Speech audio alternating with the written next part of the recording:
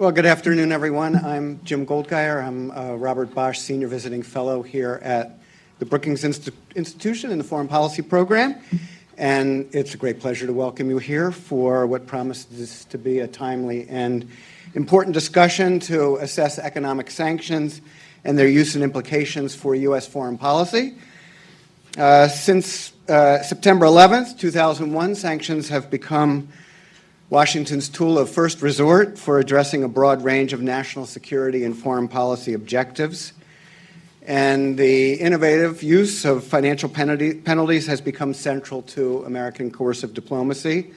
And we've seen in the current administration a supercharged use of sanctions, and particularly the threat of sanctions. Sanctions are widely applicable and scalable and can be comprehensive or targeted, and they've been employed to apply pressure in a number of instances recently in the wake of Russia's invasion of Ukraine, the development of the North Korean nuclear program, proliferation threat and terrorist threat from Iran, as well as to curtail transnational threats such as human trafficking, cyber, human rights abuses, and other concerns. With Washington's increasing reliance on these policy instruments, serious questions remain about the long-term effectiveness and consequences. What are the implications of this ramped-up use of sanctions? Have sanctions demonstrated an efficacy in achieving policy objectives? Do they facilitate resolution of conflicts or lead to an escalation? And what does this mean more generally for international order? To help us answer these questions, I'm delighted to be joined by several Brookings foreign policy colleagues who have background in the use of sanctions that span Latin America, Europe, North Korea, and the Middle East. And we have a terrific panel this afternoon. We have Deputy Director of the Foreign Policy Program, Suzanne Maloney, as well as Senior Fellows Jung Pak and Ted Picone. Their bios are included in the materials that you picked up, so I'm not going to go into detail about their impressive experience and expertise, but we're very lucky to be able to hear from them today. Before we begin, one further note from me. Brookings discloses its scholars' participation with political campaigns. The scholars do this on their own time and off campus, as it were. And this is disclosed under every scholar's bio. There are scholars advising a range of campaigns this year, and we have had scholars on leave serving in this administration, as has been the case in the foreign policy program ever since the administration of Richard Nixon. And with that, I will invite the panel to join me up on the stage, and we will get started on the discussion of sanctions. Thank you.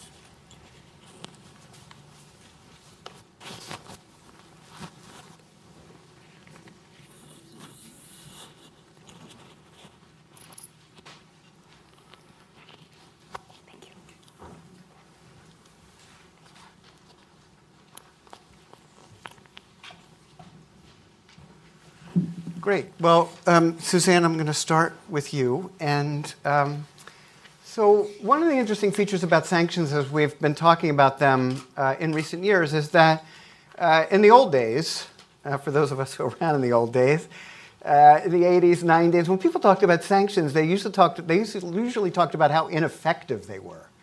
They usually talked about how they were too easy to circumvent, or they didn't really harm the right people, that they would harm the population, but they wouldn't really harm the leaders. And so They weren't seen as a very effective tool, and now we're using them all the time, all over the place. Have they become a more effective tool of American foreign policy? And if so, what's the difference in the days when we used to say they didn't do what we wanted them to do? Right. Well, thank you to Jim for being here with us on this panel, and we're going to press him into the role of speaker as well as moderator. I just want that highlighted from the outset because he brings an incredible background, as you know from his bio here, on Russia, Eastern Europe, and U.S. foreign policy writ large. I work on Iran, which means I work on sanctions all the time because Iran has been sort of the poster child, first for many years, for the ineffectiveness of, or the perceived ineffectiveness of American unilateral sanctions. And then in more recent years, for the possibilities of using sanctions to get to a negotiated resolution to the world's most urgent problems. And there I would point to the 2015 Iran nuclear deal, also known, of course, as the Joint Comprehensive Plan of Action, the JCPOA. I'm putting my acronyms on the table from the start. And Iran is actually a really, I think, instructive case for understanding both how sanctions can work and what their limitations are. For more than 40 years now, we have had sanctions in place on Iran since the seizure of the U.S. Embassy in 1979. Sanctions were the first tool of choice, but they were always used in coordination with diplomacy. The task force that was put together in the days after the embassy was seized in '79 came to the conclusion that we needed to find ways to put pressure on the then sort of still chaotic and embryonic Iranian post-revolutionary government, but we also needed to find ways to negotiate and engage. And so we've never used sanctions in isolation. For most of the 40 years that we've been dealing with the challenges of the Islamic Republic, American sanctions were primarily unilateral, mostly because we couldn't get the rest of the international community to go along with any kind of cooperation around them. Even during the embassy seizure, even after other periods of really dramatic Iranian troublemaking in the region, for example, the Iranian involvement with terrorist organizations, starting with '83 and the bombing of the Beirut, the Marine barracks in Beirut, but continuing to this day, we struggled to persuade any countries around the world to go along with using economic pressure with respect to Iran. Some of this was the hope that engagement could produce better results and that by imposing economic costs that there might be a backlash and an inability to engage. Some of this was a simple reality that most countries around the world had some need for imported energy, and Iran was and continues to be one of the world's has some of the world's largest reserves of oil and gas. And so there was a lot of reticence, particularly in the late '70s, with the recollection of the Arab oil embargoes still very fresh in the minds of many Americans and many around the world. A hesitancy and a reluctance to use economic coercion with respect to Iran. What changed? Two main factors in my mind to make these economic sanctions far more effective in recent years. One was the authorities that were created in the aftermath of the 9/11 attacks here that created new opportunities for targeting not just trade, not just economic interaction, but in fact financial flows. And these were, of course, first utilized to try to constrain financing to terrorist organizations around the world. It was a primary tool. But over the course, as it was seen that these were very effective tools, cutting off individuals from the international financial system began by the Bush administration to be transposed to beyond individuals, beyond entities, looking to try to sever individual institutions, first in 2006 with the sanctioning of Bank Sadarat in Iran, and then later the entire economy, essentially, from the international financial system. And what we found was it's a much more effective tool if you want to have a fairly dramatic and immediate cost on a target economy, that in fact it can be done, as we've now seen under the Trump administration, without a lot of multilateral support, simply because of the weight and significance of the U.S. Role in the financial system. The other main change, and here I'll wrap up, is just in the structure of the energy market. The fact that we have seen this sort of boom in production from sources other than the Persian Gulf made it possible under the Obama administration for the first time, countries other than the U.S. to consider embargoing Iranian oil. And in fact, under the Obama administration, there was a decision taken by the EU to join American economic pressure on Iran and actually cut off imports of Iranian oil and impose other penalties that made it more difficult for the Iranians to export their oil. These were conditions that simply didn't exist until recently. I will note that they're likely to continue existing, both the changes in the energy markets that enable us to do these things, as well as the real weight and utility of these financial measures as opposed to trade sanctions. But they have a lot of countervailing problems, and we'll talk about that, I think, over the course of this afternoon. Great, thanks. So, Jung, just following up on what Suzanne has just said, I mean, one of the reasons why the United States has support at home for engaging in these things is that it seems much better than going to war with other countries. When President Trump first came into office, he talked about fire and fury. There was a big fear that he was going to go to war with North Korea. And in a sense, sanctions, it's sort of like, phew, at least we're not going to war. We're just imposing sanctions, and they seem like a way for the United States to coerce other countries without paying political costs at home, without losing American lives. And your thought on the fact that when we've talked about some officials who seem eager for war, we talk about them as being trigger happy. Is there such a thing as being sanctions happy? I mean, can you just keep piling them on, or is there a point at which officials should be more measured, and particularly in the case, for example, of North Korea, in terms of trying to achieve our objectives there? Yeah, thanks, Jim, and thanks to all of you for joining us today. I would say that on North Korea, are we piling them on? I would say that we've only just started piling it on since I would say 2016. Prior to that, 2016, the U.S. started applying sanctions on North Korea's sectors. That includes its exports like coal, iron ore, lead, seafood, and textiles. Prior to that, we focused mostly on proliferation-related things and illicit finance and illicit trade.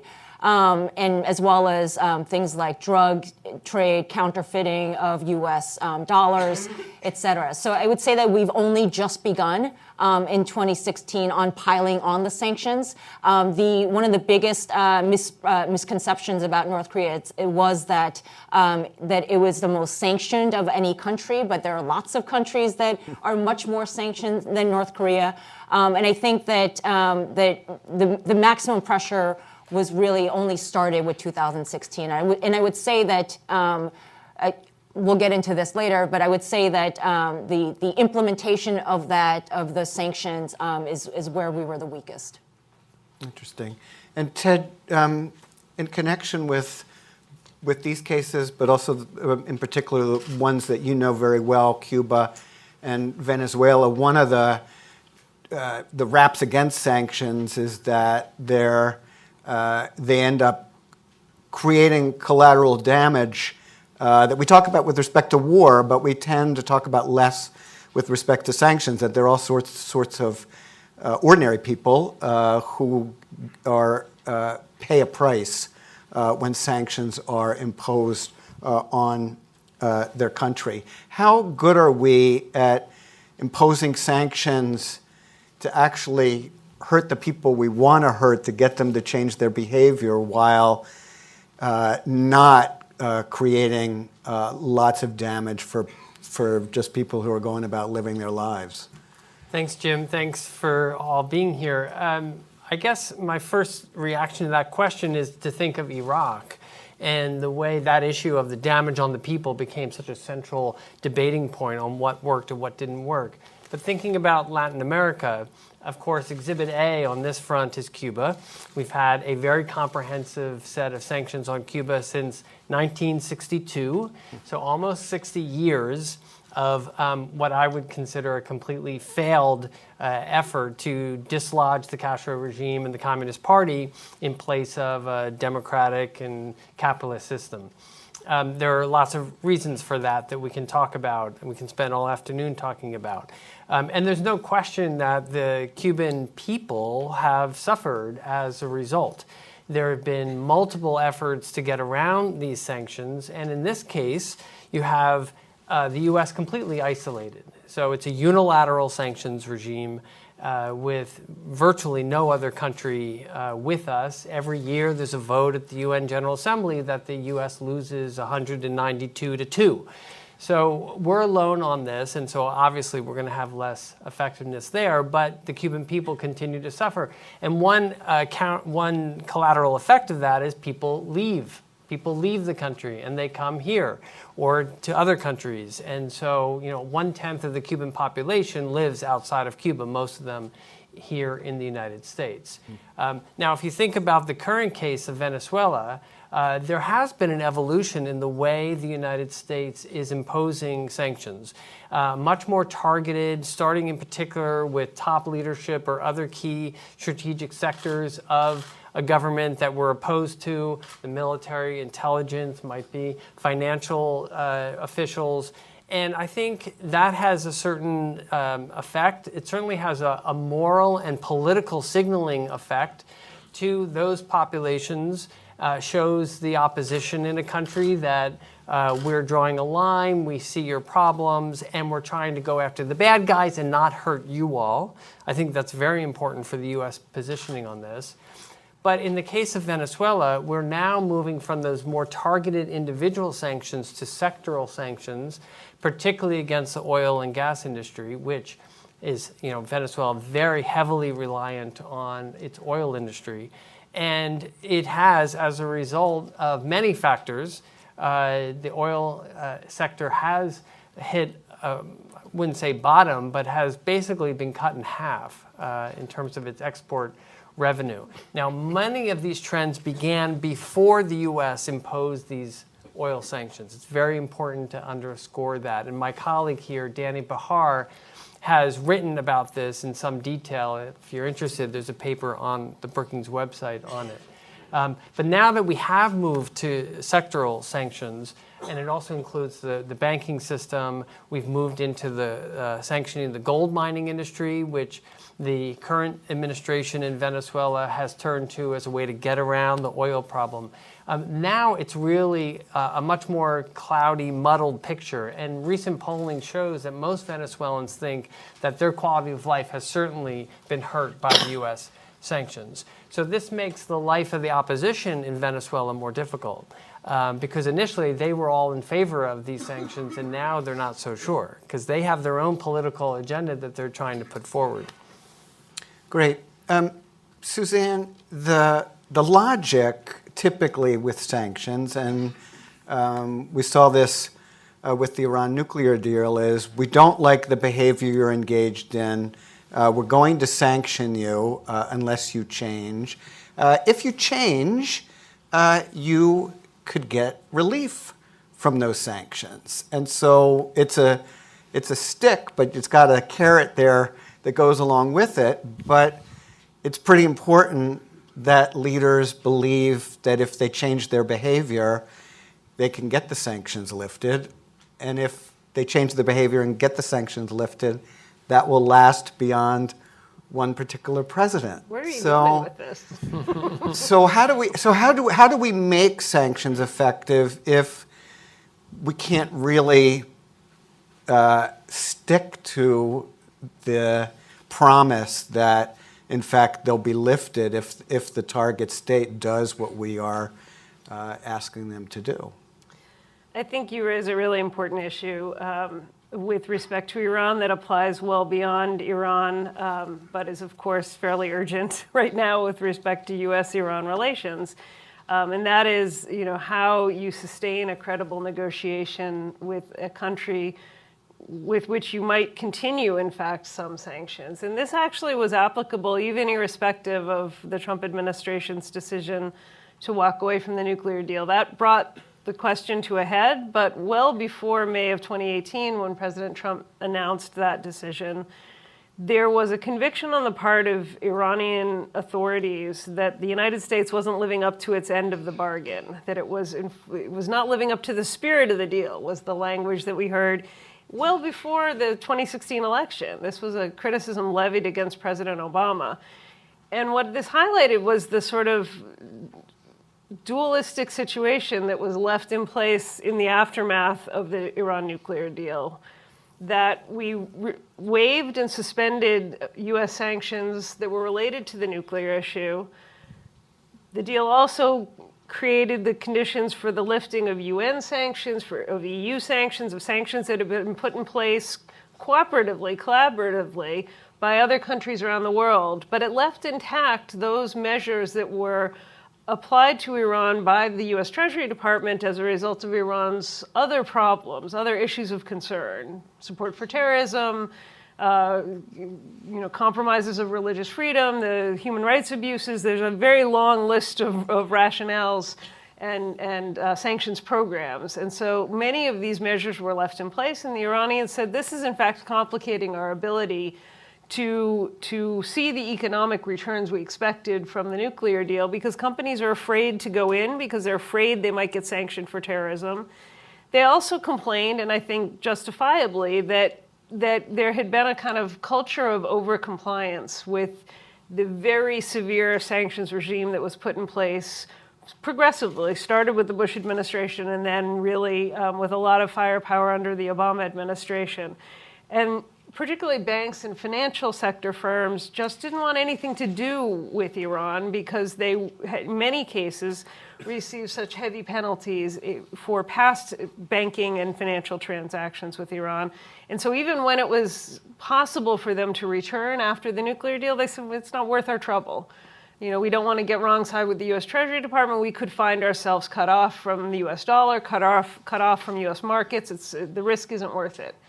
And so this was an issue, and it was a relevant, important issue that we frankly didn't have good solutions to. Before President Trump walked away from the deal, obviously the decision to walk away from the deal, not just reimpose sanctions, but to try to apply maximum pressure to Iran, to try to drive Iran's oil revenues down to zero without the support of the international community, against the wishes of all those who helped us negotiate and are in fact parties to the nuclear deal, I think leaves almost no credibility for any future American administration to negotiate in good faith with this Iranian leadership. And I just would like to basically follow up this question with both Jung and Ted. For example, for Kim Jong-un, what are his expectations that does he think about what it would take to get the sanctions lifted and whether he did certain things he could get the sanctions lifted? And Ted, similarly with respect to Maduro and Venezuela, how does this play out, especially as they've seen a case like Iran? I think when I look at Kim Jong-un and the flurry of summitry that was occurring in the past 2 years, is that I think Kim was engaging a little bit of mirror imaging with President Trump, in that we have this person in the U.S. president at the White House who said has severely criticized U.S. alliances, that holy grail of U.S. Foreign relations. Has talked about ending war games, these very legitimate military drills that we have with South Korea. Has talked about how he didn't want to do maximum pressure anymore, and how he really admires Kim Jong-un and has absolved him of all responsibility on the human rights issues. So I think Kim, thinking as a dictator, that perhaps that he had some optimism that at first that President Trump would be able to unilaterally make big decisions on the North Korea issue and unilaterally alone, independent of Congress and the national security bureaucracy, that President Trump could upend decades of U.S. policy on North Korea. But I think what happened since the failure of the Hanoi summit in February of 2019 is that all of those things started to dissipate. And we saw in Kim's speech in January earlier this month that he's not very optimistic about anything happening. He's not shut the door completely on engaging with President Trump again, but it's clear that he's not interested in bargaining away his nuclear weapons, which, by the way, he's been saying since he came to power, that he's not going to beg for sanctions relief, and that he's doubled down on his nuclear weapons program, including on saying that he's not now bound by his self-imposed moratorium on nuclear and ballistic missile testing. So I think he's lost of that optimism. But I think what's clear is that even after 2 years of unprecedented diplomacy and engagement, I would argue that North Korea has never had it better than it had in the past 2 years. Even despite that, we're still stuck with the status quo, and perhaps even worse than where we were 2 years ago. Give us some optimism here, Ted. No, I'm afraid I don't have it. Before I turn to Venezuela, the Cuba story really fits this topic very well, because you've had a cycle over many years of presidents lifting and reimposing sanctions back and forth. And in part, this is all about domestic politics. This is about courting the Cuban-American constituency in Florida, a swing state. And at the end of the day, this is probably the most important factor. But what we saw under Obama was a really big push to lift as many sanctions as possible and to basically return to some process of normalization, constructive engagement, right?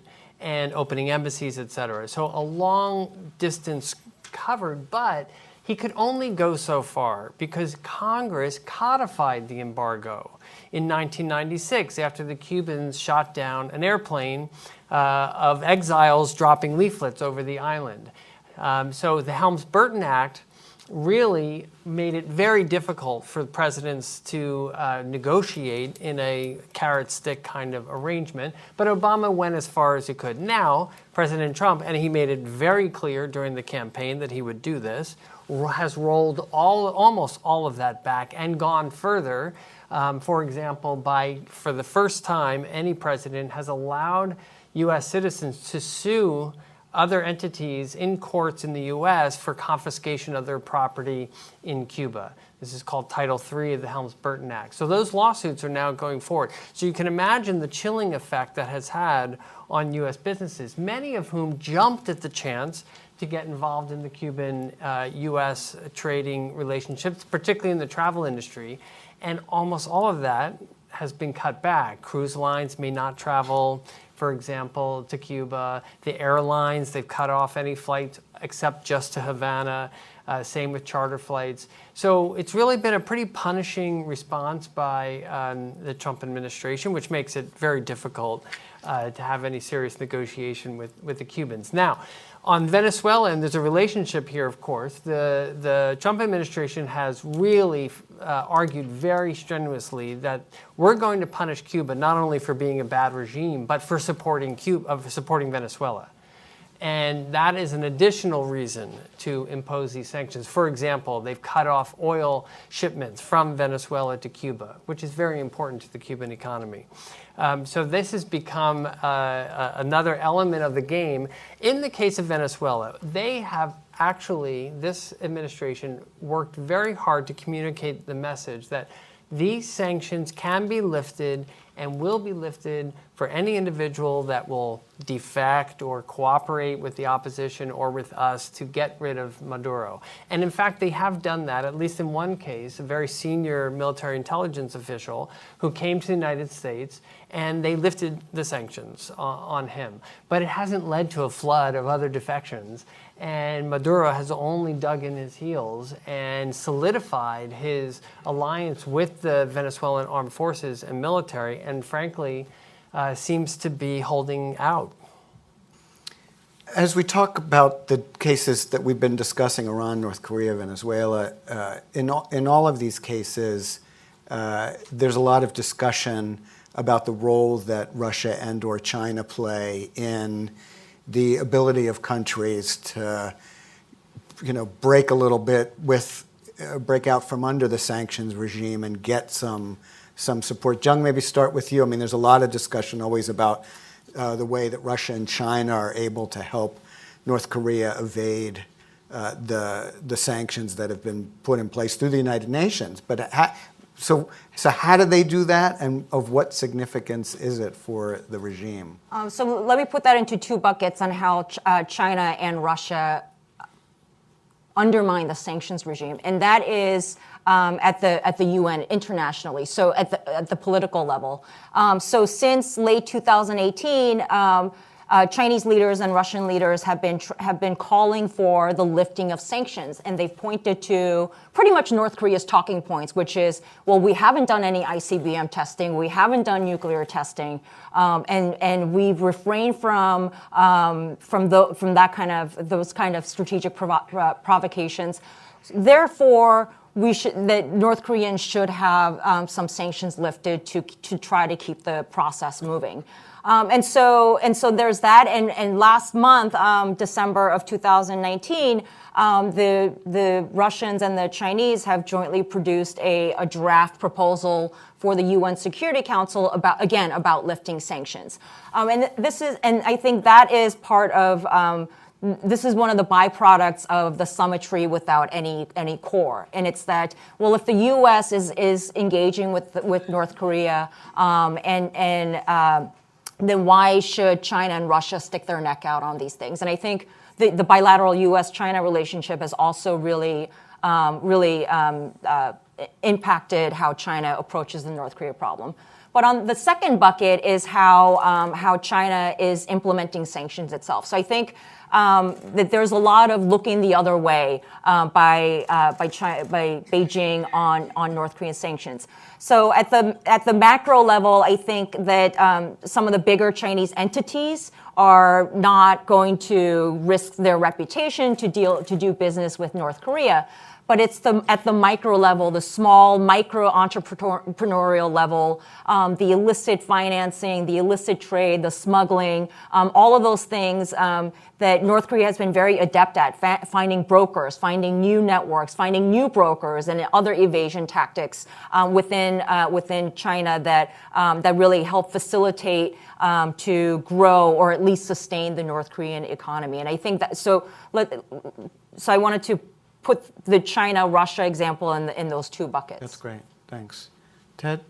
Yeah, unlike the cases of Iran and North Korea, Russia and China have always totally opposed U.S. sanctions on Cuba and Venezuela and other parts of Latin America. And in fact, have actively worked with those countries to evade the sanctions. And it's not just those countries, I should mention. The European Union also has been totally opposed to the sanctions on Cuba, although they're with us on Venezuela. So this is interesting. But on Cuba, they've even gone so far as enacting countermeasures, blocking maneuvers, so that on our extraterritorial measures to try to impose penalties on anyone who trades in Cuban confiscated property, you will face penalties from the EU if you pursue that course of action. So this is a quite strong statement from the European Union. But the Cubans have quite effectively pivoted after the Obama period of rapprochement. They've gone back to Russia more than I would say China. There is an important relationship with China, but it's been much more explicit with Russia, high-level visits, and of course there's a long history of Russian involvement in Cuba, and they're invested in important sectors to keep the Cuban economy afloat. In Venezuela, China is I think the largest creditor for Venezuela. This was over many years going back to Hugo Chavez, but has now softened somewhat. The Chinese don't want to be so exposed in Venezuela, and they are not loaning as much money, but the Venezuelans owe them so much as it stands, which is being repaid in oil. So now the U.S. comes in and says, we're going to sanction the whole oil sector And this is how the Venezuelans have responded. They've started shipping the oil to Russia as debt repayment, and then the Russians are turning around and selling that oil on the market to China and India, for example. So there's another way in which they're trying to evade the sectoral sanctions. So it seems that unless you have a really tight multilateral system of imposing these sanctions, it's really easy to evade. Iran, I think, is a kind of interesting case with respect to both Russia and China, because they have, in some cases, common strategic interests, Russia and Iran, but not common economic interests. The Russians are beneficiaries of the fact that the Iranians can't sell their oil licitly on the market and are, in fact, cooperating very closely with the Gulf states around trying to sustain or even boost prices for global oil. But this hasn't really detracted from the deep ongoing partnership that the Iranians and the Russians have on their policy towards Syria. And I think it's, in fact, a growing relationship. I'd be interested in your perspective on that. China has been an important source of capital and trade for Iran since the 1980s.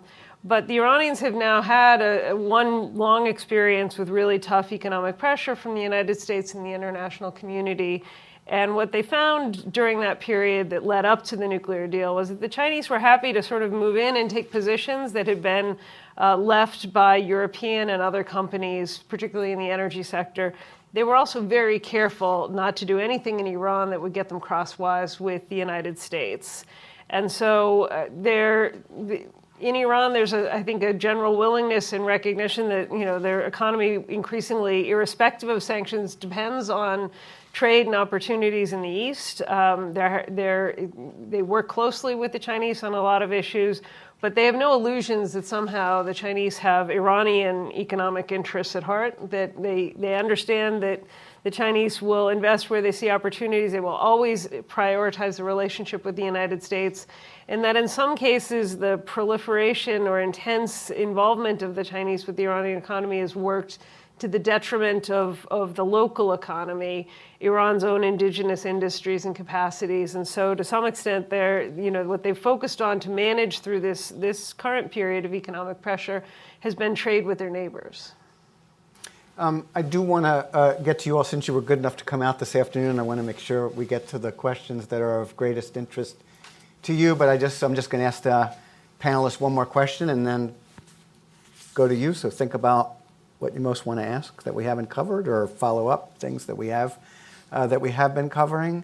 And that is just to ask each of you to just say where you feel that U.S. sanctions policy has been most effective in the countries that you're looking at. Where do you look and see, yes, that was a very effective use of sanctions. It enabled the United States to achieve its particular objectives. And, maybe that is for you the 2015 deal, that in fact was the way in which sanctions came together with the broader effort. But just to elucidate what is an effective sanctions policy, because I just give an example. We haven't talked about Russia and Ukraine yet, but in that instance, the Russians invade Ukraine, they annex Crimea.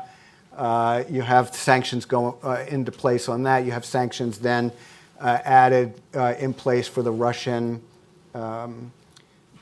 fostering of the civil war in eastern Ukraine, and you talk about sort of lifting and keeping some in place, right? There is this notion that if the Russians would agree to help with the Minsk Accords implementation and actually have a real ceasefire in eastern Ukraine, the idea is those sanctions would be lifted, even though the sanctions for the annexation of Crimea would remain in place. But at the beginning, when the sanctions were first implemented in 2014, the theory of the case was basically go after members of the elite close to Putin. These are people who've benefited greatly from their ability to engage in economic activity all over the world, sanction them so that they would put pressure on the boss and say, life was good.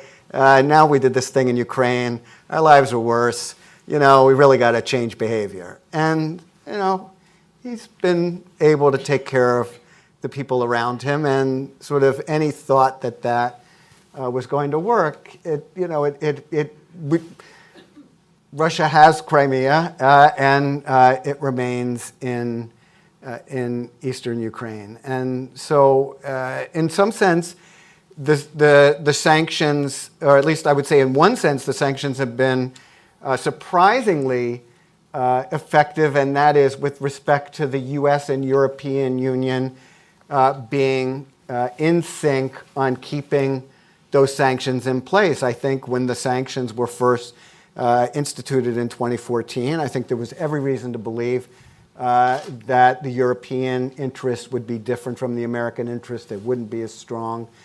Chancellor Merkel, given the relationship between Germany and Russia, that she would not be as strong as she has been. And I think it's been a surprise that you continue to see, every 6 months, the EU voting to extend the sanctions. So in that sense, that part of the policy has been effective, but we haven't seen the change in behavior that was desired by the sanctions. So just curious, sort of in the countries you're looking at, and if, for example, they don't have the desired effect, could we still argue that they're effective? For example, I think in the West, in Europe and the United States, there is a sense that what the Russians did by invading Ukraine and annexing the territory of its next door neighbor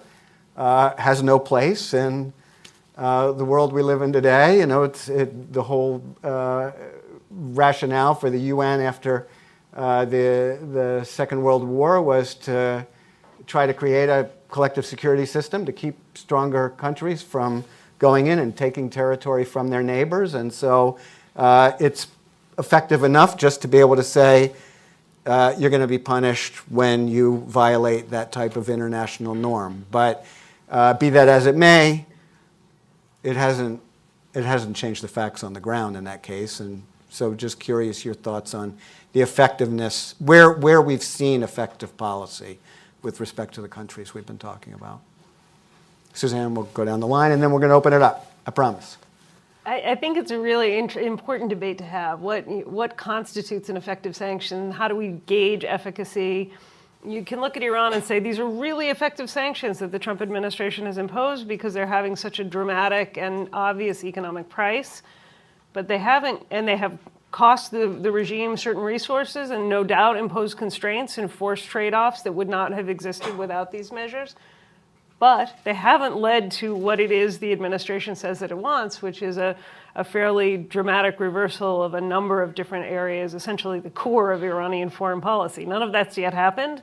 And in fact, we see some doubling down. So, what you choose as your metrics for efficacy is very important. Is it a purely economic measure, or is it in fact a policy outcome? And I would argue, as policymakers, we should be looking for the policy outcome. But I still can find areas where I think it's important to suggest that we've learned something about the efficacy of sanctions from the Iran experience. One is that sanctions are really effective in compounding the structural problems in economies that are already very dysfunctional. And so I was thinking of this as Ted talked about Venezuela, that in fact the Trump measures, the reimposition of sanctions, actually started having an effect on Iran well before he announced his withdrawal from the deal. And that was, to some extent, an expectation that he might in fact do that. But it was also a function of the fact that Iran has huge structural economic problems owing to the way that the country has managed the economy since the revolution. And that those factors, as much as anything else, were deterring internal investment, were deterring foreign investment, even when it was still conceivable to do so without fear of U.S. sanctions. And so where outside pressure can have an impact is often where an economy is already suffering from severe internal issues. I think it's also important to note that there was not a lot of consensus here in Washington when Trump exited the deal that the U.S. could impose financial measures without immediate blowback or without compliance from the international community. And in fact, what we saw was that simply isn't the case, that there hasn't been much blowback yet, and there's a big debate in this town and in the political science literature about whether the yet is still just around the corner in terms of blowback.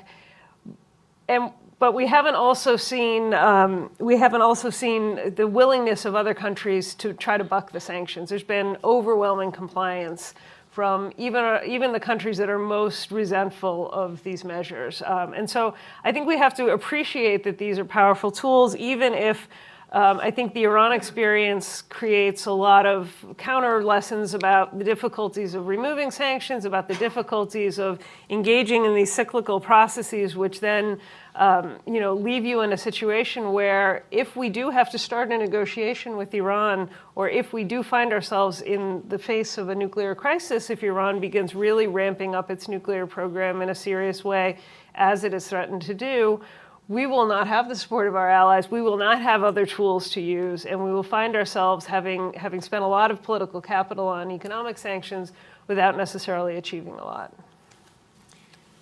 The effectiveness question, I think, is a function of how dependent a certain country is on us, on our economy, on other aspects of our relationship. And so the two examples that come to mind fall into that category where there's more of a dependency. One is from the 90s and one is more current. The one from the 90s is Colombia. Colombia, at the time when President Samper was in office, we were using something called decertification on counter-narcotics cooperation. It's still a tool that we use, but it was a big deal that we decided to decertify Colombia as a cooperating partner on counter-narcotics. And it had a big effect on Colombia, which has traditionally been a strong ally of ours, but we had real concerns about President Samper being too close to certain narcotic traffickers. And it did have an effect, I would say. When Samper left office, the next administration happened to be friendlier to the U.S. and really engaged intensively on a whole series of changes that would strengthen both the security and economic response to not only the trafficking problem, but the raging civil war in the country. And so initiated something called Plan Colombia, which was a 10-year program, billions of dollars from the United States, but the majority Colombian money going to change the equation on the ground and get to a peace agreement with the FARC. And ultimately that succeeded. But I think the seeds of it were planted by this hardline approach that the Clinton administration took at the time on drug decertification. The other example, more recent, is on the migration issue. So you have the Trump administration threatening Mexico and Central American states that if you don't cooperate with us and stop that flow of migrants to our borders, we're going to impose sanctions on you, mostly trade-related sanctions. And it did have an effect. And in each case, there have been real changes in behavior on the ground in pushing, whether you like it or not, I'm just saying that this has been what the administration hoped it would be. That there's deployment of security forces to the southern Mexico border to stop the caravans. This just happened last week. Agreements with Central American states to process asylum requests in their own country, even though they themselves are states from which migrants are fleeing. A little bit of a contradiction there, but it does seem to be having an effect. Why? In part because these countries are quite dependent on the United States. Great. John? I would say that where they've worked was when there was a very targeted effort, and that was back in 2005 with Banco Delta Asia, where the U.S. designated Banco Delta Asia for assisting in North Korean illicit finance and trade. But what ended up happening was that because banks did not want to be associated with the North Korean regime and illicit finance, that it set off where the U.S. didn't directly have to do anything, but that it was banks that didn't want to hurt their reputation started shutting down and kicking out North Korean money from their systems. And so that was something that that worked, at least for a brief period of time, because the North Koreans had said privately to some U.S. officials, "You finally figure out how to hurt us." And that was it was that they were not able to move money around and make money in all sorts of different places, not just in Asia, but in Europe and elsewhere. And so that was one particular issue. But then to keep diplomacy moving in 2005, the North Koreans eventually had their money returned back to them. And I think this is where we get to the tension between, well, if you have sanctions, then you can't have diplomacy. And if you have diplomacy, then you can't have sanctions. And it becomes a seesaw effect of, well, you can't have one or you can't have both. And that goes to, I think, one of the weaknesses of the way we think about sanctions now is that it's a punishment tool. And that this is a way that somehow we can just let it loose and then it will work its magic and then somehow it'll change behavior. But as my colleagues have pointed out, we're talking about partnerships of our allies and other countries that are willing to assist in the implementation of the sanctions, and marrying the sanctions with diplomacy, military measures, as well as other economic measures and public diplomacy efforts. So I think sanctions have to be part of this big basket of things that we're willing to use, and not just as a silver bullet. I wanted to address the pain issue and the suffering issue. Like, are we really targeting the right people? And one of the reasons behind, one driver for the sectoral sanctions on North Korea is to sharpen the choice for Kim that he can't have both economic prosperity and his nuclear weapons program.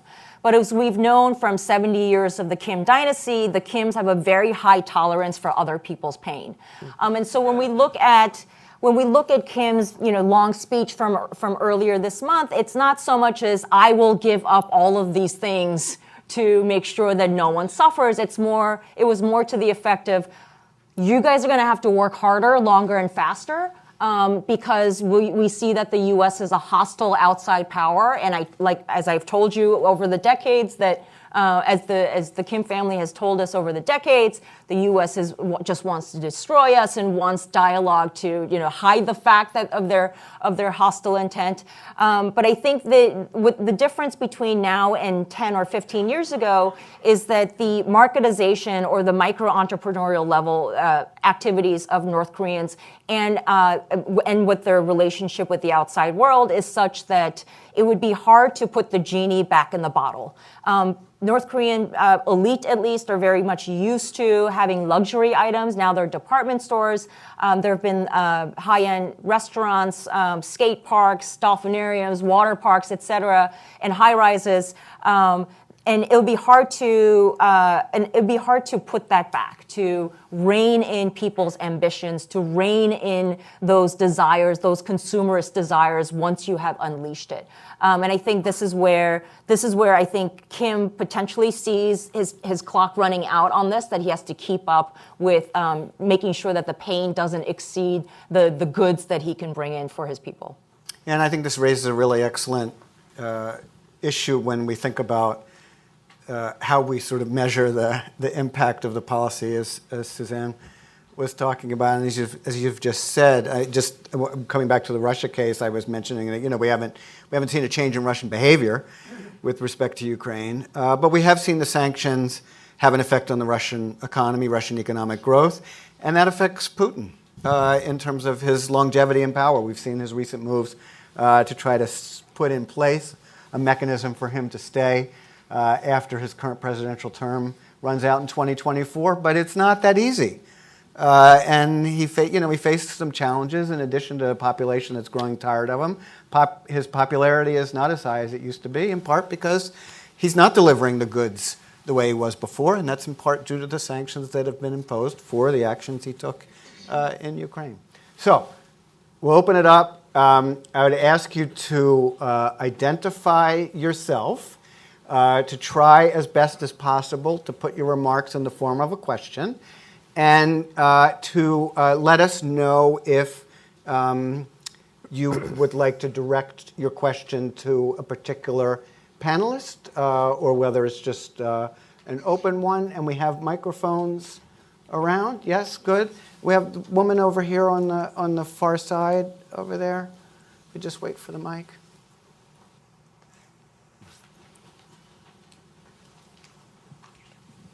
Hello, my name is Aisha Kringe. I'm a German attorney and a current master's student at GW Law. And I just wanted to pick your brain or hear your thoughts on whether you think that the current sanctions policy of the US will encourage countries and other allies to look for ways to be more independent from the US financial system. Anyone want to take that up? I'll start in hopes that my colleagues will have more learned things to contribute, because this really is, I think, one of the most pressing concerns that people have. I know with respect to Iran, I expect with respect to other sanctions programs as well. This idea that if we use our weight in the international financial system to try to put pressure on other countries, that the world's going to say, we don't need New York and Washington. We'll find a way to bank that is insulated from the long arm of the U.S. Treasury Department. And the first time I heard this concern was actually when the Bush administration was considering imposing sanctions on Banca Sarat, very much in the line of the North Korean experience, which was perceived to have been successful. One bank, target it, cut it off, and show that this can be done and it will really have an effect. And it was a Foreign Service officer who worked on trade and economic issues who said this really poses a risk in the long term. And now that has become the subject of a lot of really interesting scholarship, a lot of debate around Washington. The interesting thing to me is it hasn't yet happened, despite the fact that we have made such extensive use of these financial sanctions over the course of the past 15 years plus. That's not to say it won't happen, but clearly the long term on this is long term. And while there have been efforts like there was a mechanism that the Europeans tried to develop to continue trading with Iran to facilitate some economic activity with Iran, it took more than a year to put together. It was always intended to only work, to only be applicable, at least at the outset, to non-sanctioned goods, so primarily agriculture, pharmaceuticals, things like that are not subject to any American sanctions. And it still really hasn't worked in any significant way. So I think that just underscores how difficult it is to find a workaround unless there's a really powerful incentive. And at least Iran is not a powerful enough incentive at this point to persuade the countries of the world with the capacity to try to develop and implement an alternative financial system to actually do so. It's not to say it won't happen. But I'm surprised that, having heard this in 2006, Right. that we don't see more of it today. I mean, it just goes to show you just how powerful the United States is in financial markets. And one of the things you might want to do when next time you're over at the law school is walk down the street to the poli-sci department and see when Henry Farrell is having his office hours, because he and Abe Newman just did a piece in Foreign Affairs this week looking at sort of the United States as Athens. They remind us all of the history of the Peloponnesian War, Athens, which basically got carried away with its own power, and things did not end well. And they offered in their article a word of warning about this, that as the United States is just going around, coercing everyone, using the economic tools that it has because of its position in the global economy, that other states, they are at least talking now about what they can do to try to get around this problem, even if it may still be some time before they can actually do it. Yeah, this is a really interesting question. As I'm sitting here thinking about examples in the Venezuela-Cuba case, in Cuba's case, the way they've tried to deal with this problem, of course, they've been disconnected from the U.S. economy for a long time, but they're still desperate for capital. And in the world we live in today, that means dollars. But what they've done instead is bartering. They have literally developed human capital in Cuba in the form of teachers and doctors and nurses who are exported to other countries in return for oil or other goods that the Cubans receive. And this is their number one export revenue source. So it just shows you that even a small island economy that looks like it would be squashed by this kind of comprehensive embargo can find ways around it. In the case of Venezuela, the Maduro regime has tried to create a cryptocurrency called the petro as a way of dealing with this problem. And as far as I know, it has failed. But more recently, the Congress has passed legislation just in December that gives the president authority to do additional things, including sanctions on cryptocurrencies trading with Venezuela. So it's clear the Treasury Department is paying attention and aware of this and concerned enough. But I think for the short term, maybe even the medium term, the dollar is still king. I know there was somebody in the back, in the way back. Is that, no? So right here? Yeah, we'll go right here. That's fine. Do we have a mic for this? You? With the tie. You wore a tie, so you get to ask the question. Thank you. My name is Jonah Weaver. I'm an undergrad student from Flinders University in Australia. In the recent years, the Leviathan gas fields have become a very sort of popular or like hot commodity for gas in the East Mediterranean. I know that the EU would love to be a big part of extracting oil and all that, all the energy from there, but so is Russia, and Russia's trying to use Turkey as an access to these gas fields.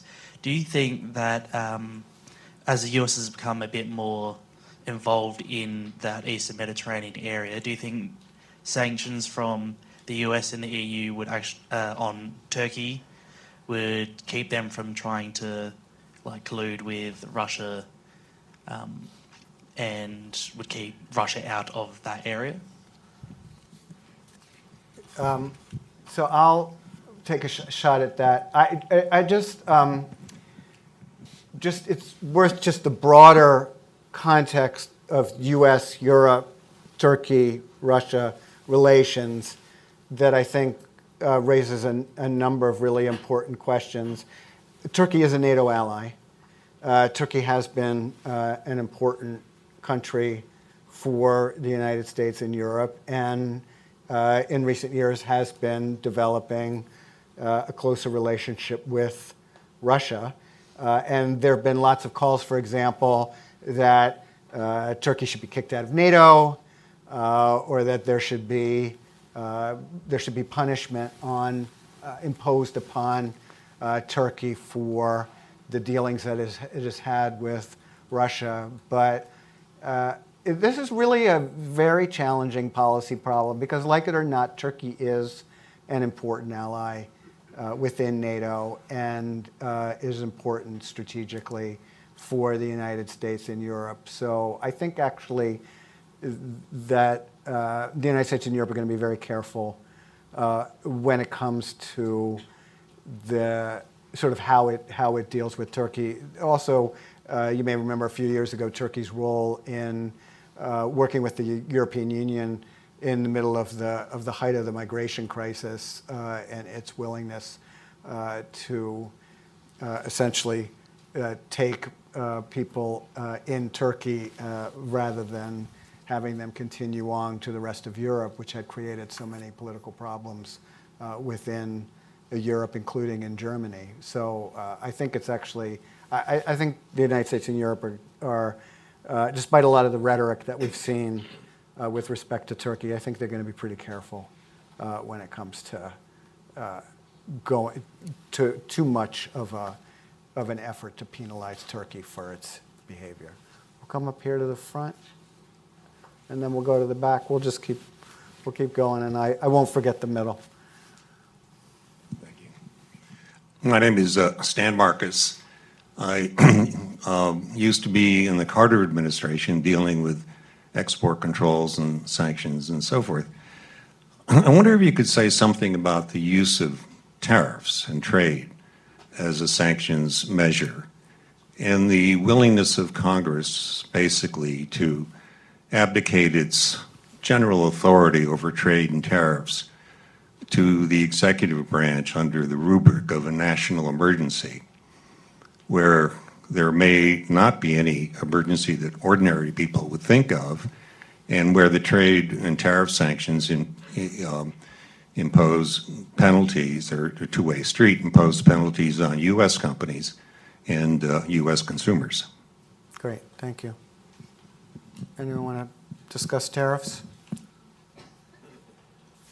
I mean, I'm not an expert on this particular topic, but and the whole trading system and the way the Trump administration has pulled back from what was a freer trading system than it is now. But I have seen in Latin America, and I gave you that example of Mexico and Central America, that was very much tied toward imposing tariffs. But it is a two-way street, as you point out. But what I have not seen here in this country is enough of a pushback against this, even though it's commented on often. But it doesn't seem to have changed the behavior by this administration. They continue to use either the threat, and this just happened recently with Argentina and Brazil. Now, for most people, that's like, who cares? But I think for Argentina and Brazil, it was a big deal that those countries, after being given a grace period and a pass about a year and a half ago on the tariffs on steel and other products, Trump administration turned around and reimposed them anyway. And this was even on a friendly regime like Brazil with Bolsonaro, the Trump of the tropics. So it seems that this administration is very willing and without really much concern or pushback from Congress to use this tariff as an important tool. I think it also just gets into the broader issue of the erosion of the congressional importance on foreign policy that we've seen over the decades. As you point out, there is a constitutional role for the Congress, and most people know about the declaring war provision, but also regulating foreign commerce is central to. Should be central to the congressional role, but the congressional power and authority has withered over time, largely because of the Congress itself. And last week, two of my Brookings colleagues, Sarah Binder and Elizabeth Saunders, and I did a piece for Foreign Affairs. Second plug for Foreign Affairs. Sorry, I don't have anything to do with the paywall.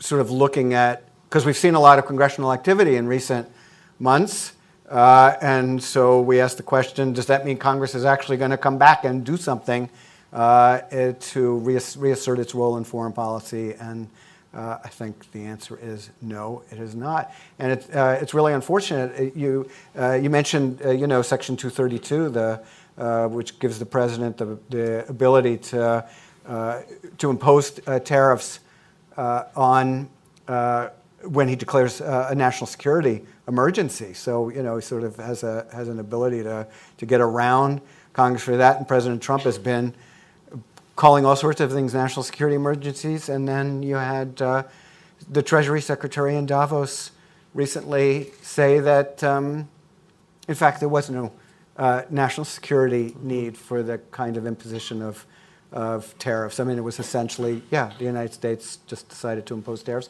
The only other thing to mention on tariffs, because for anybody, I'm sure everybody in this room knows this, but and there's also this is being webcast, so for anybody who doesn't know it, tariffs are a tax on the American people, and it's important to recognize that. Although it's interesting, the tariffs are paid here, despite the constant tweeting that China, for example, is paying billions and billions into the Treasury.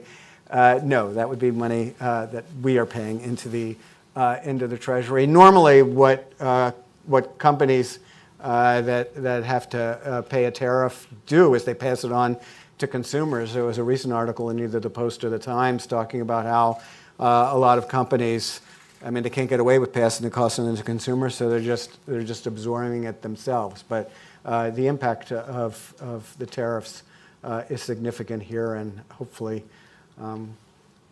Congress will step up to do more. But I think on this issue, one of the challenges is if the Democrats were really eager to lessen the tariffs I think we would hear them talking much more about how tariffs are tax increases on the American people. So the fact that you don't hear them spending a lot of time talking about how tariffs are tax increases on the American people would suggest that many Democrats are comfortable imposing tariffs in the mistaken belief that in the long run that will actually help the American economy. In the way back, and then we'll come up.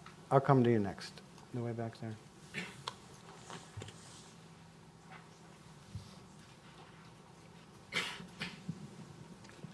Dan Roper with the Association of the United States Army. Given that we're in a state of strategic competition as described in the National Security Strategy and the National Defense Strategy, could you assess in a little more granular detail the level of interaction with the military instrument of power, and specifically at the regional combatant command level? Does the left hand really know what the right hand is doing at the whole of government level and at the regional implementation level?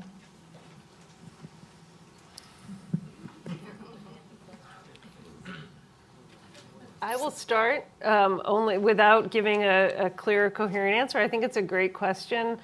Ideally, in any administration, you'd have a thorough policy process in which options are put on the table. They're vetted through the chain across the interagency with input from all the relevant stakeholders and a clear discussion around what the possible implications and fallout might be from proceeding along any particular course.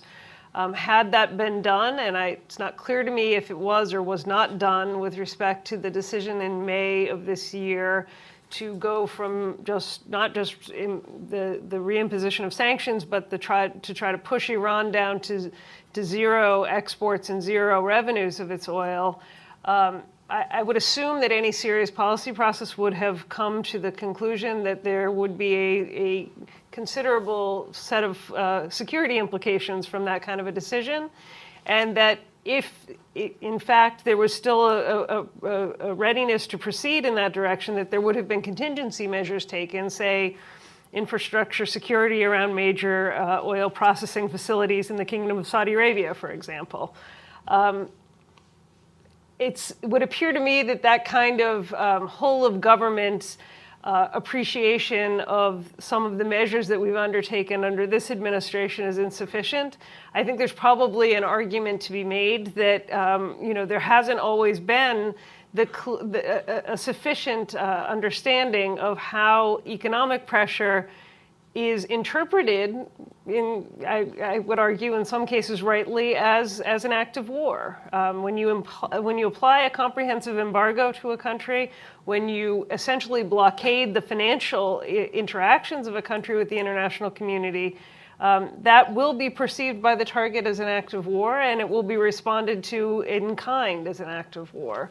And that's what we've seen with respect to the Iranians, especially since May, when President Trump decided to try to push Iran's oil revenues to zero.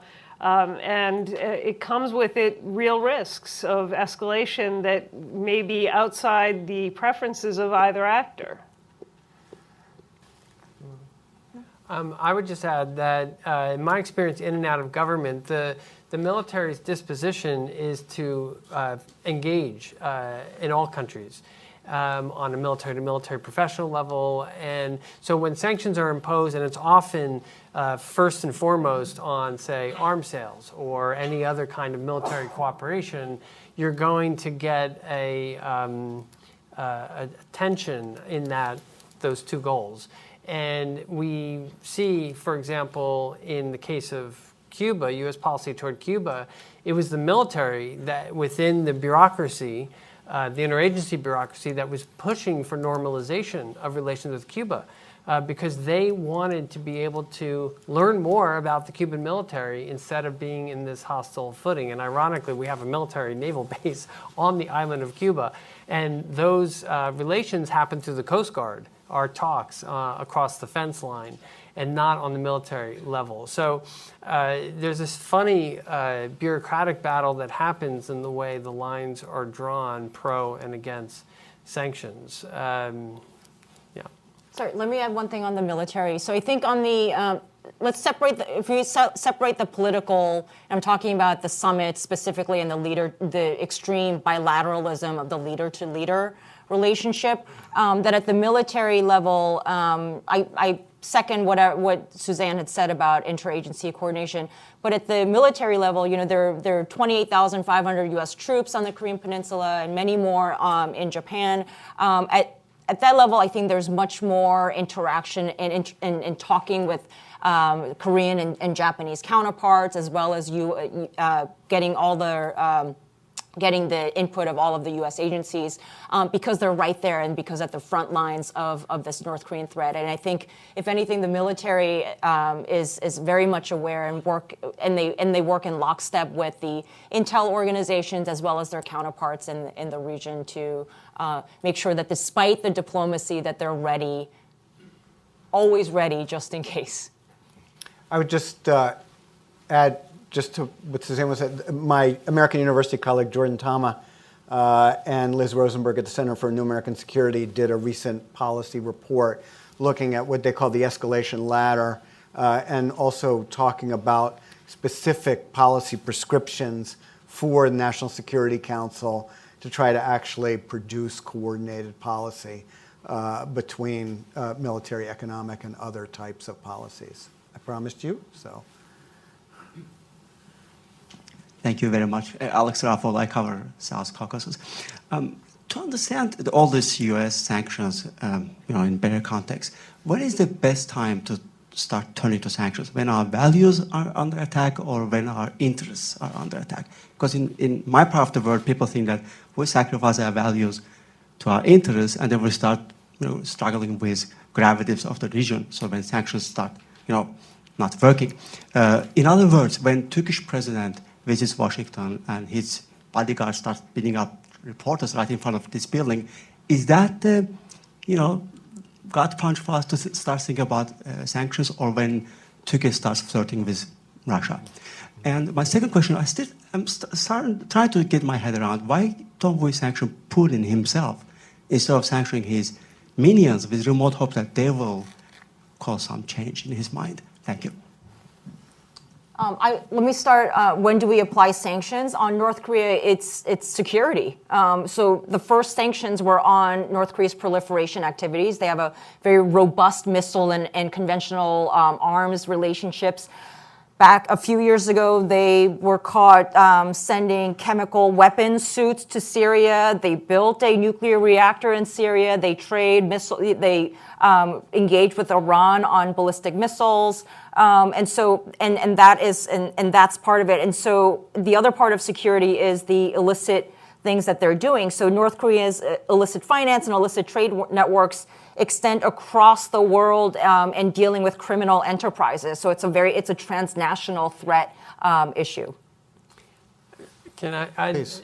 This is a really interesting question. Of course, there are cases like North Korea where there are hardcore security interests at stake, and we need to respond. But the values argument is really ascendant, I would say, in the way, in particular, Congress is dealing with this issue. If you think about the Global Magnitsky Act, if you're not familiar with it, you should be, but it does give the president authority to impose sanctions based on gross violations of human rights and gross acts of corruption. And these are triggers now that are allowing governments to move much more quickly. And this is taking some discussion up in Europe as well. And the UK is debating a bill that would be modeled on the US law here. So it's a slow, soft law, maybe turning into a hard law development where we say, look, there are certain red lines that we have to say, this is behavior that has to be sanctioned. Now, what is the sanction? It tends to be much more individual targeted sanctions. Whether it's the head of state or not, that's up to the executive to make that decision. But I think this is actually, in my view, a positive trend that we're trying to upgrade the standard when it comes to imposing sanctions, but at the same time make them more targeted. That might be where you're not hurting a lot of your other interests with that country. It's not a wholesale embargo act of war. but it is a signal about certain behavior. Whether it deters that behavior is another matter. Well, but Kim Jong-un is sanctioned for his human rights violations, but the president also said that Kim said he didn't know anything about Otto Warmbier, the University of Virginia student who died after being imprisoned in North Korea for 17 months. So, I mean, I don't know about implementation. We haven't done very much on, at least on the North Korea front, on the values-based sanctions on the human rights issue. We don't even have a human rights envoy, which we used to on the Korea issue. Anything? Did you want to speak to the Putin? Yeah, I don't really want to speak on the Putin.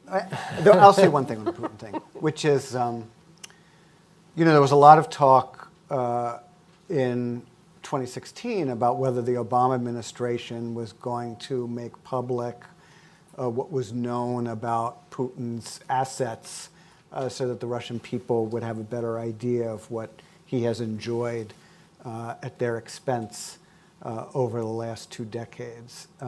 And it's still unclear to me why we would not have pursued that given what he's done in the United States. Yes, sir.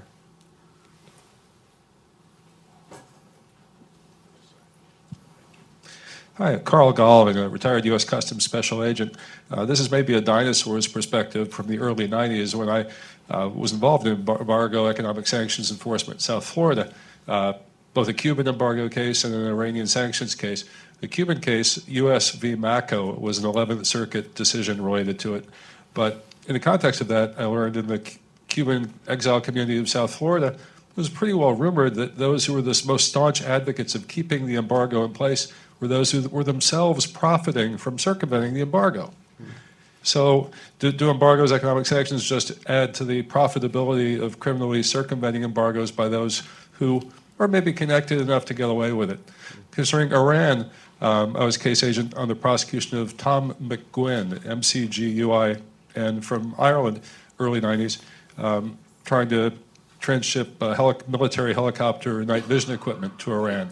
Ultimately, he got a couple of sets sent through Canada to Ireland and then on to the Ministry of, they were seized in London on the way to Iran. But a Canadian export licensing official was interviewed by us on our behalf by Royal Canadian Mounted Police, their investigators. And the Canadian export official had allowed these night vision equipment to go without an export license. Now, the U.S. requires re-export authorization. And his response was, well, Canada, we don't recognize U.S. extraterritoriality. Mm-hmm. So wait, by having the sanctions on Iran, have we just created a great profit mechanism for Canada to profit from just circumventing our sanctions? All right, so are we giving others an opportunity to profit when we sanction? That's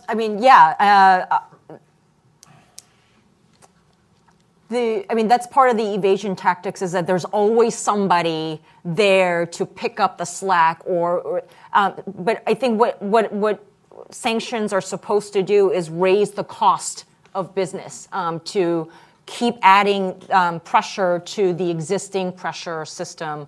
And so, it's a never-ending process of sanctions, and it has to be constantly tended to like a garden versus just letting things go, and it's kind of like whack-a-mole in many ways, and that's the weakness of sanctions, is that it has to be an all hands on deck kind of effort. Just one line. With the collapse of the oil industry in Venezuela, they have turned increasingly to gold mining. And this is leading to all kinds of collateral security problems and not only in the gold, but other illicit markets, because they're desperate to get capital. And so you have guerrilla groups from Colombia, the FARC and the ELN, who are involved in activity in Venezuela or cross-border trafficking that it runs directly against our own interests in these countries. So the sanctions have hurt, but they lead to these corollary effects that are quite difficult for our own interests. I'll just add 2 quick points on the Iran side of things. That whenever you impose any kind of economic measure on any country, there are going to be winners and losers, including in the country itself. And so there are always beneficiaries of sanctions, even in the targeted states. And often they're the exact people who you wouldn't necessarily want to empower because they're best positioned to kind of maneuver around the system. It's a bit of an analogy to what you were talking about with the Cuba program in South Florida. But it's quite clear that the Revolutionary Guard in Iran have benefited in some cases from the withdrawal of Europeans and others who were previously investing in major energy and other projects in Iran. The Revolutionary Guard have moved right in there. The difficulty is in Iran that most of the economy in some way touches the regime, in some way connected to the regime, and so it would be very difficult to design sanctions that help, say, the private sector simply because it is relatively so small and so weak and primarily composed of kind of crony capitalists. The other point that I think is important to make is that in terms of whether or not American sanctions simply help the rest of the world do business with targeted states, that's traditionally the critique of trade sanctions, but it doesn't apply to the financial measures that we've seen applied to Iran and to other countries in recent years, because it's still now illegal for a Canadian firm to sell to conduct any kind of transaction with nearly every financial institution or certainly every government entity in Iran. These measures don't, in fact, target trade. They target the flows of money. And they put the compliance burden on the financial institutions themselves rather than on individual governments. So the Canadian government doesn't have to stop firms from doing this. Any Canadian firm that wanted to trade in night vision goggles with an Iranian counterpart would have no ability to find a bank to finance that transaction. We have time for one quick question and a quick answer. Sir, right there. Yes. Hi, this is Tex Ong with the Voice of America. I'm going to just ask you a really quick follow-up question on North Korea.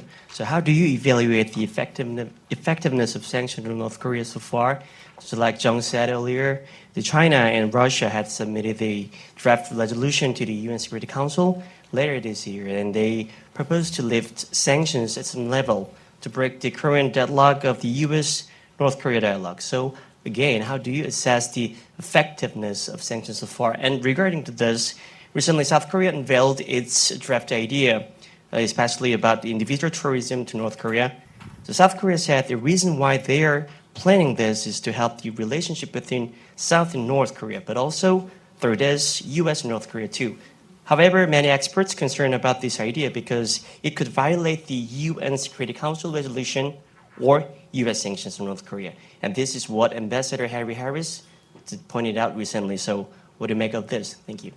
All right, Jung, you have the last word. Effectiveness of sanctions and South Korean efforts to continue with inter-Korean engagement. On the effectiveness of sanctions, I don't think we gave the maximum pressure sanctions starting from 2016 a chance to exist and to gain momentum. I think the summitry without the substantive substance really let the air out of the maximum pressure. What we hear, what we've seen is that because of the summits, that there was a sense that the appetite for implementation by the other countries were not as strongly felt, or that pressure wasn't as strongly felt. That combined with the President Trump's criticisms of alliances in general, I think has eroded the credibility of sanctions and the importance of those sanctions.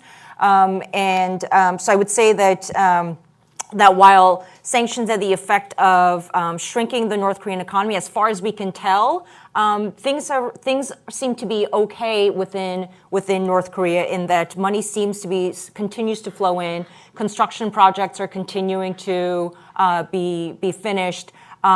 Whereas you'll see some trickling bits of information about some coal mines being closed, et cetera. But at the end of the day, I don't think Kim feels the pain at the macro level.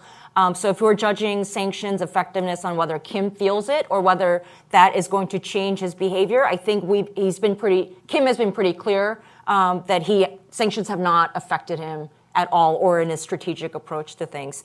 On the South Korea ongoing efforts to continue engagement, and so I think that has been President Moon's political initiative to try to, I mean, the South Korean view is to continue to encourage dialogue, and that's the U.S. view too, continue to engage, continue with dialogue, even though North Korea is very uninterested in dialogue, in the belief that economic engagement and interaction will lead to some development. That is also China's view, is that economic engagement will pull North Korea into the bright future of capitalism and Western liberalism. But we've seen very little evidence of that in the past decades, and Kim is not interested. There's been very little contact between South Korea and North Korea since 2018. And in fact, North Korea has been very dismissive of Moon's efforts, and I think that is one of the byproducts of this extreme bilateralism between Kim and Trump. Great, thanks. Well, thank you all so much for coming out, and please join me in thanking our excellent panel. Thanks for watching. Be sure to like and subscribe for more videos from Brookings.